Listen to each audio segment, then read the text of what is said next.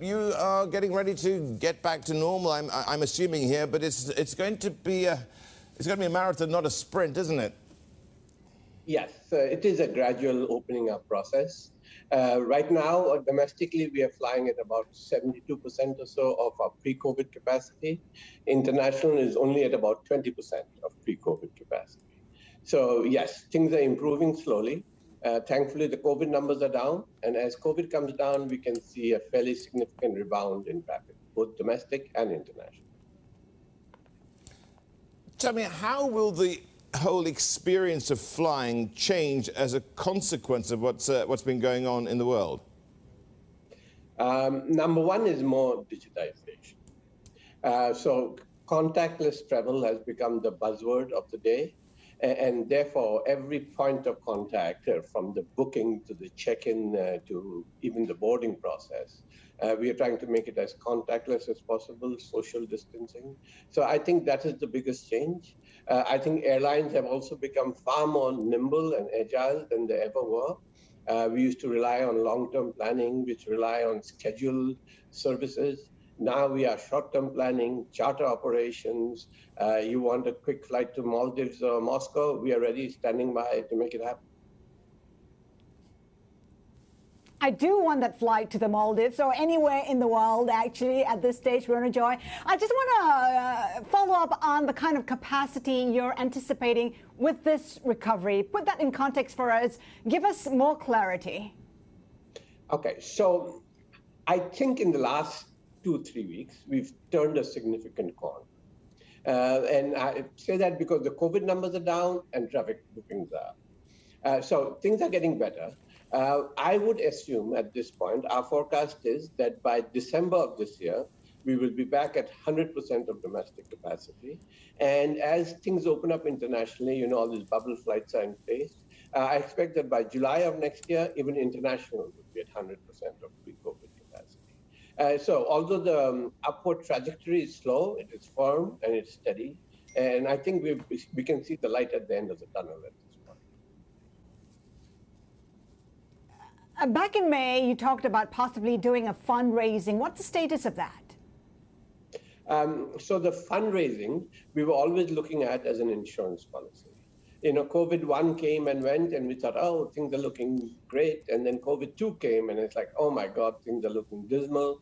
And so there was always this question, would there be a third wave?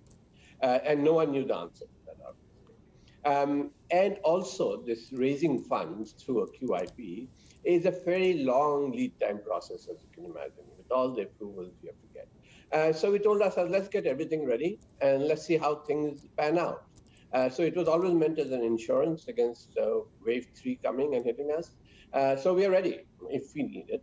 But the board will decide whether to pull the trigger or not. You're ready. So give us a sense of the kind of timing, how much you're intending to raise and what you're raising the money for. So it is, in Indian terms, 3,000 crores, which is roughly about $450 US, I believe. We don't need it for working capital purposes. We don't need it for any particular capex that we have in mind. Our cash levels are still pretty good, I have to say. It is really, really meant as flood insurance. So what if a wave 3 hits us? And what if the industry has to shut down again? So we have no specific use for the money in either as working capital or as capex. It is purely insurance. Ronojoy, give me a sense of where you anticipate yields to be in, let's say, 6 months' time, and where are they now? And on top of that, an idea about load factors, and of course you want to get up to normal load factors there too. As you walk this journey, how well has your relationship with Airbus been, considering you're the biggest buyer of jets from them? And have you staggered more deliveries? So let me take the most important question first, I guess, our relationship with the Airbus. We have very, very close partnership over the years, and the relationship remains as solid as ever. We have not really staggered any meaningful number of airplanes. There's always a few airplanes, this was supposed to come in August, and we're pushing it to October. It could be because of problems on our side, it could be problems on their side, but they're not meaningful. This is just business as usual. So relationship with Airbus, fantastic. And it's one of the strengths that this airline has of having that great supplier relationship. To the issue of load factors and yields, load factors right now are hovering around 70%. Pre-COVID, they were at about 86, 87%. So we have a way to go. And obviously, we want to add capacity and improve our load factors, but both are improving. May was a disaster for us. May was when COVID-2 hit India really hard. Before Delta came anywhere else, it came here. And May was a terrible month. At that point, we were flying at about 48% load factors. So we've improved a long way from that. Yields also continue to go up. International actually is stronger at this point than domestic, but that's because of less capacity. So all in all, it's hard not to be bullish on the future, I have to say. Load factors are inching up, yields are inching up, capacity is going up. I really feel like we see light at the end of the tunnel at this point. So, Ronojoy, with all that in mind, how will the aviation industry there in India actually look? What will the landscape be like? We've got new entrants there. We've got, for instance, Rakesh Jhunjhunwala looking to start a new airline. We've got perhaps Jet Airways as well, getting approval to fly to. How will it be? And, with the Air India sale as well, would you ever be interested in that? Give me a sense. Okay, so the landscape is clearly changing. We have the Tata group of airlines, if you will, with Vistara and AirAsia, and then they're buying Air India, presumably. So what will they do with all three? Will they rationalize? Will they put it together? So yes, that's a major force in the market that we can predict.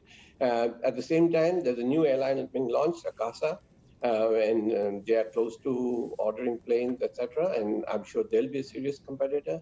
So we look at all this. And we say, let's get back to the basics and let's take care of our knitting, if you will. And what are our strengths? Our strengths is that we have the lowest, one of the lowest cost structures in the world. So let's keep building on that strength. Our second strength is, and it's a big strength, is that we run a world-class airline. We are the third most punctual airline in the world. Our customer complaints are 1/10 of the average for the industry. Bags mishandled are 1/15 of what the US Airlines statistics show. So we really run a great airline. So number one, cost. Number two, quality of service. And number three is a network. And, our network has been, because we've been stopped from growing internationally, we have really focused domestically. And we are in all the small little towns of India now. We're almost like, hey, we want to displace the railway, the traffic in some way. So if you look at our network recently, it has gone to very small towns, right, and the traffic there has been very encouraging. Ronojoy, I'm just wondering whether you're intending to fly any new international routes, and perhaps might you consider beyond the A320? We are very, very impatient to expand explosively into the international market. Just waiting for the governments to come up with some sort of a procedure where people are not confused, where it's easy to travel again. And we have lots of planes coming, and we have lots of destinations that we have in mind. And, we have long-range XLRs as well. So it'll take us into Europe. We'll plan to go to Africa. We are planning to go in all directions as soon as this COVID wave abates. Okay, very quick word, Ronojoy. I mean, we're expecting bids for Air India by the middle of this month. Yes. What outcome do you expect after so many times it being close to a sale? Do you reckon it'll get off all right this time?